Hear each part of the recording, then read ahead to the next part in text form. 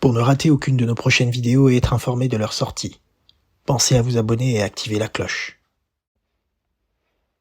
Telle fut l'année 2021. 2021 a commencé de manière bien étrange. La démocratie a vacillé, mais elle a tenu. Biden Joe le 46e est devenu président des États-Unis d'Amérique, en toute retenue. Le mois de janvier fut aussi un mois spécial, et vu la naissance d'un projet ambitieux, Wojtyła naissait. Le partage d'émotions et d'une passion, avec ces trois messieurs. En février, la Birmanie a de nouveau basculé dans l'inconnu. Le symbole Aung San Suu Kyi était encore une fois détenu. Mais ce mois est aussi le marqueur de la prouesse scientifique et de la persévérance. L'homme se rapproche toujours un peu plus de Mars et perce ses différences.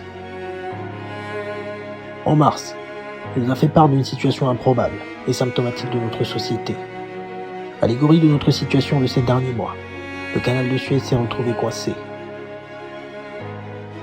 Scandale à Buckingham, la famille royale s'est déchirée sur des querelles anciennes.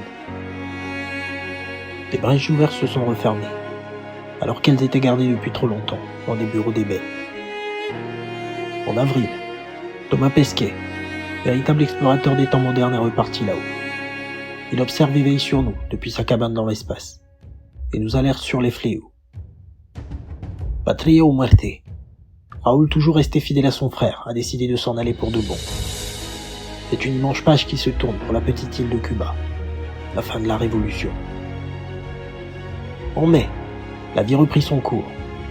Les familles et les amoureux se sont retrouvés. Les balades au musée et les discussions dans les bars étaient à nouveau autorisées. Comme un symbole de ce retour à la vie d'avant, le Festival de Cannes nous a fait l'honneur de nous retrouver. Le monde de la culture respirait à nouveau. Les artistes allaient à nouveau pouvoir créer. En juin, nous nous sommes tous retrouvés en Bretagne pour célébrer le départ du Tour, véritable fête populaire qui réunit les gens de toutes classes, avec des paysages qui valent le détour. Mais ce mois a aussi marqué la fin d'un cycle pour beaucoup d'entre nous. La fin de l'insouciance, la fin d'études, le passage à de nouveaux projets, le début des vacances. En juillet, les gladiateurs italiens ont retrouvé les sommets. Au bout de la nuit et d'un match étouffant, ils ont défait les Anglais.